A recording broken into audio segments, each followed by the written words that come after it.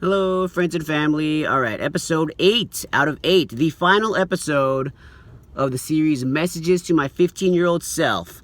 Today's final topic is focus. I heard this told to me recently. He said, Alan, you have a lot of ideas and no focus. And it was kind of a tough pill to swallow, but I felt like it was pretty good. It was like, I didn't disagree with it. It's not all the time. It was probably just in the context of what we were talking about.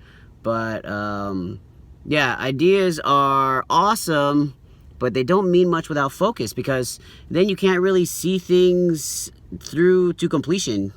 I'm reminded of that game Simon Says. You know, a pretty simple game. When Simon Says do something, you do it. If it says to do, if there's an instruction to do something and then it's not prefaced by the word Simon Says, then and you do it, then you're out. Pretty simple. It's a kid's game. I played it as a kid and a little bit as an adult. But the thing about the game is, like, in order to be good at that simple game, like simple child's game, you have to be really focused on paying attention to what the other person's saying, what the instructions are, how you react to the instructions, to what's going on. And it's cool because, like, it really represents how things can go sometimes. And sometimes we're so distracted by the world around us, right? Like, the world has so much to offer, and some of it is useful, some of it is not. Some of it is in our favor, and some of it is against us. And yes, so the idea of focus is whatever thoughts you might have about how to accomplish the goals you might have. It requires, I would say, a little bit of sacrifice with regard to trying to pay attention to too many things.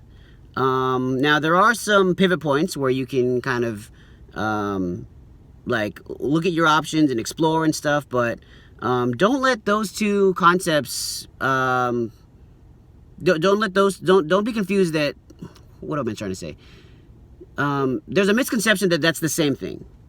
That being distracted and exploring your options, there's a fine line between those two ideas, and know the difference between the two.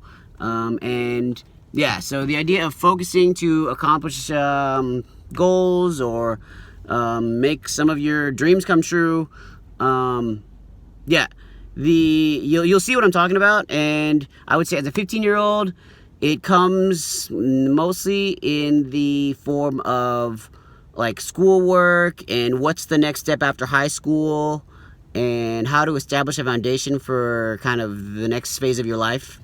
Not for the rest of your life, because that's a bit of an illusion, but for the next phase of your life. And just kind of be focused on how to succeed in the way you want to be successful. So, yep, I guess that's it for focus, and that's it for the series. I hope you enjoyed listening, and thank you.